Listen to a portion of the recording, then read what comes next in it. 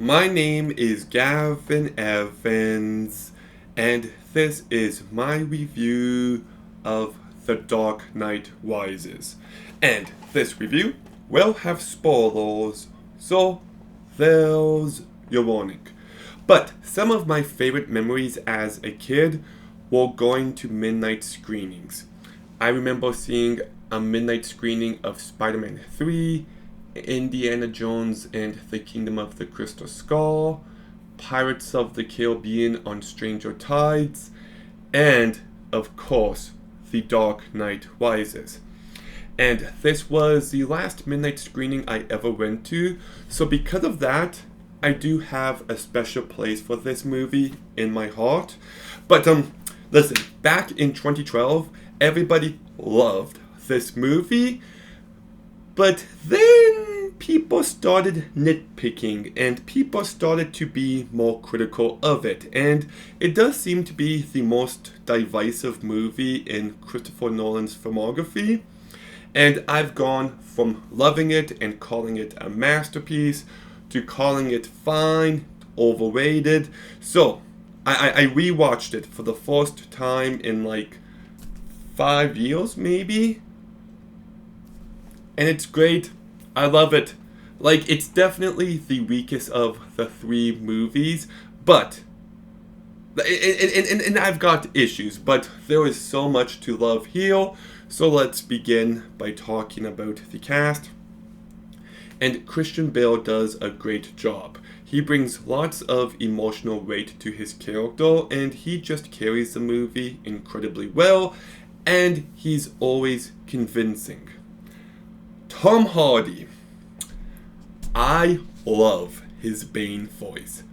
Like, yeah, it's difficult to understand him every now and again, but it's so unique and he is menacing and scary, and I thought Tom Hardy was just excellent here. But my favorite supporting performance of this movie actually goes to Michael Caine, who gives one of my favorite performances of his. Like, he's so good, he's funny, he's entertaining, but he delivers the emotion here. Like, I would argue he is the heart and soul of this movie. And, you know, that scene where he breaks down at Bruce's funeral and he, like, is talking to Thomas and Martha Wayne's graves, and he's just like, "You trusted me and I failed you." It's such a devastating moment. Then we've got Gary Oldman, and I do find it a little odd how his family is just written out of the script, but he does a great job. He really does. I don't actually think he gets the credit he deserves for his work in these movies, but he brings this character to life so incredibly well. Anne Hathaway. Okay, I will say this. Michelle Pfeiffer is the best Catwoman ever, and nobody comes close. But I still love Anne Hathaway's take on this character, because she's seductive and romantic and interesting and can't be trusted, and I know, there's so many layers to this character, and she just played it all so incredibly well. She does do a really great job, and I thought the Catwoman outfit was good. It looked like Catwoman, but it looked like Catwoman in this grounded universe. Joseph Gordon-Levitt is just, he's like a really human part of this story, and I thought he excelled at that. He definitely does a good job. Marion Cotillard. Okay, I will talk more about her character later on, but her performance, it's not good either. Look, she's a talented actress. I thought she was Oscar worthy for her work in Inception, but here she's just not convincing, and she's given really weak material and she can't elevate it. Morgan Freeman continues to do a great job as Lucius Fox. Matthew Modine does a perfectly fine job. And it's so nice to see Liam Neeson in this franchise again, and I thought he made the most of his minimal screen time. And you've got some interesting actors here, like Ben Mendelsohn, who's good, Bon Goldman, who's good, Juno Temple, who's good, Glenn Powell, who's like good in his minimal screen time, Joy King, Aidan Gillen, Brett Cullen, who went on to play Thomas Wayne in Joker. Like, it's a pretty stacked cast, but everyone but Marion Cotillard does a great job, and I really do like so much of the script here. Like, I feel like with time, I've appreciated the character-heavy aspect of the story.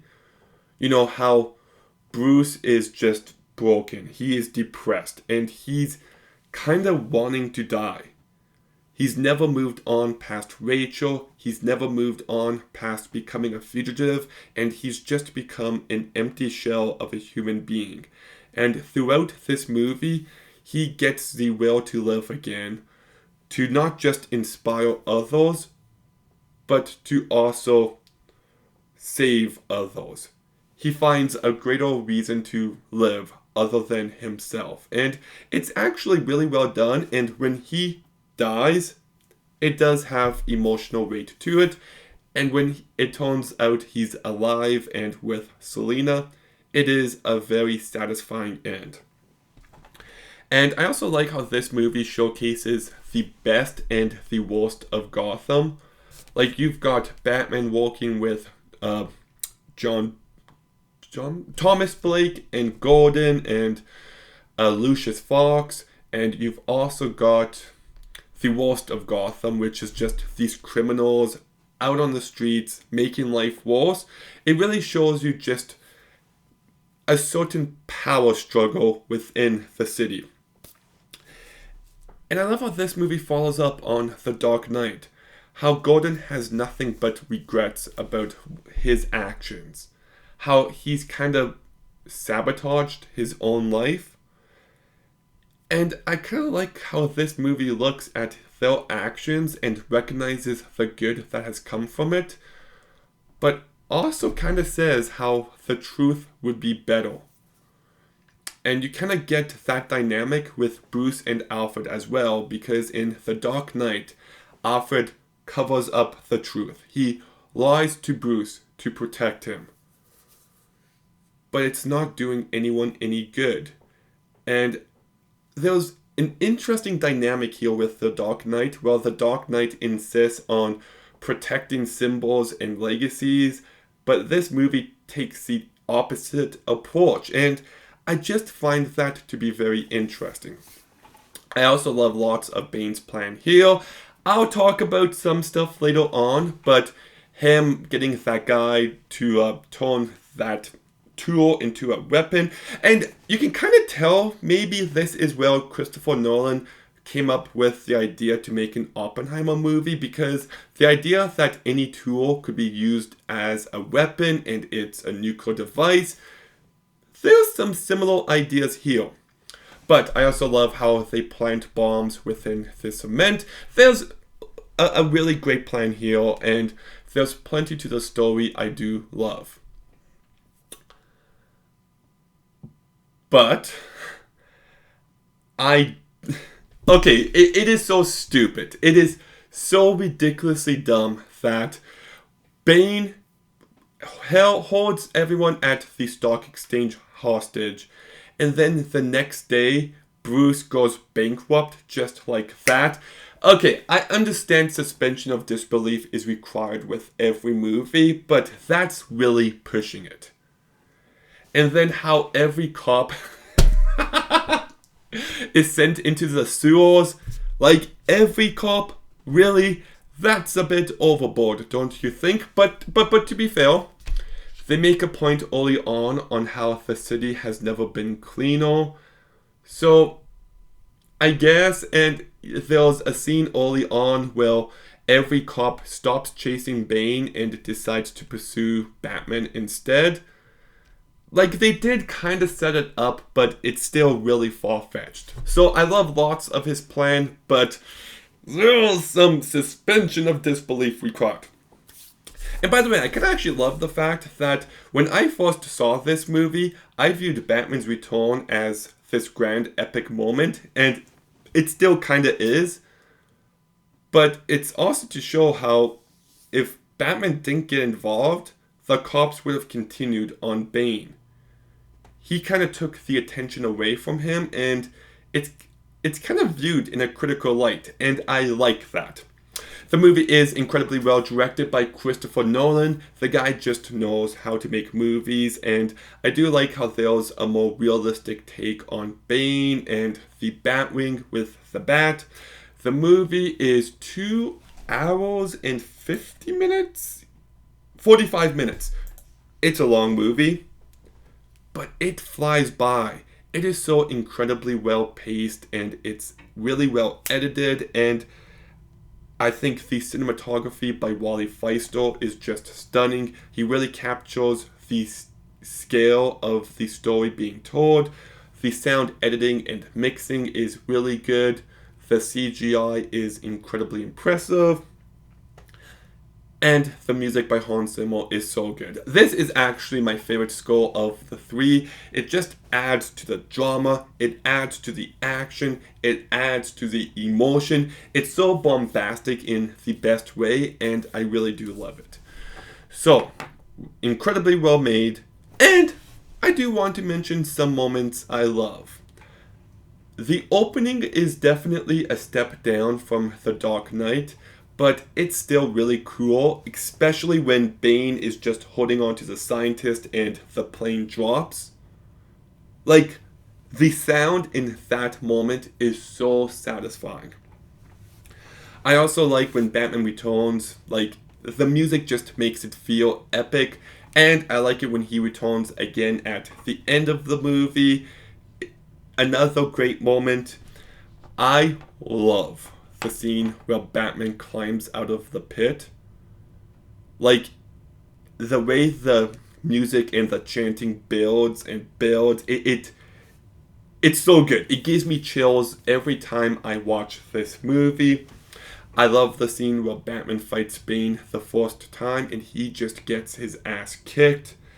I love the entire section at the end of this movie where they're trying to catch the bomb, and they keep cutting back and forth between that and John Blake on the bridge trying to rescue people, and the way that the music plays out here, holy shit, it is so good. Like, it's why I love movies.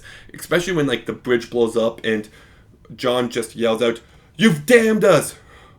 You follow your orders!" And it's so good. I also love every scene with Scarecrow here. A perfect cameo, if I may say so myself. But I love when Gordon picks death and he goes like, "Fine, death. By exile." I love that scene. And there are some really terrific quotes here. I love how when Talia is talking about the slow knife, and then she presses the button and Bruce is just like, looks like the knife was too slow. I love when Gotham is ashes, then you have my permission to die. Like, so many of Bane's lines here are great. You merely adapted to the dark. I was born in it, molded by it. The shadows betray you because they belong to me. Like, holy shit, that is some great writing. We both know I have to kill you now, so you'll just have to imagine the file. Oh, this one. Do you feel in charge? I love the dialogue here. Everyone always quotes The Dark Knight, and rightfully so, but I think some of the dialogue here is even better. So, I love so much of this movie and its story and its character work and how it's really about coming out of depression and finding your will to live. The action delivers. It's such a terrific movie. But it's time to talk about the issue, and it's Miranda Tate. Now, as soon as Marion Cotillard was announced as a character named Miranda Tate, we all knew she was Talia al Ghul. It was the worst kept secret since Benedict Cumberbatch as Kane. No, actually, that came out in 2013. Either way, both movies have the most obvious tryst ever. And she's just a terribly written character. Like, she adds nothing to the movie. There's a point where Bruce and Miranda have sex, and I'm like, what? Why? They talk about clean energy for like 10 seconds, and that's a connection? Give me a fucking break. I also just thought the tryst kind of did Bane dirty.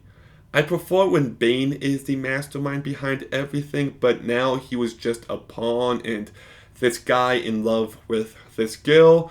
You kind of retroactively make Bane less interesting, and that's just a real shame. And then Bane gets killed off just like that. Like, give me a fucking break. And it doesn't also make sense because Miranda knows Bruce is back. Miranda gets taken to Bane. Bane sees the bat symbol and he's like, oh, impossible. But if Miranda's with him, why wouldn't she tell him herself? Like, it doesn't make any sense. So, like, it's just, oh, her death scene is so bad. I forgot to mention that earlier. Like, it is some of, the obvious eye close. It's really funny. It's so bad. So I really hate Miranda Tate. Just, honestly, if you get rid of her and tighten the movie up by 10 to 15 minutes, and you rewrite the stock exchange part, I feel like you have an incredible movie here. But as it is, it's just great. It's still got so many things I love. It's a movie that has some high highs. And this, I know some people are just like, oh, how did Batman get back to Gotham? And I don't know. It's a movie that has been cinema sins to death. There's lots of nitpicks, but I still think it's a great movie despite its flaws. So I'm going to give The Dark Knight Rises an 8 out of 10. Okay, so what did you think of The Dark Knight Rises? Let me know in the comments down below. Make sure you like, comment, subscribe. Stay tuned for more videos soon. And Gavin out.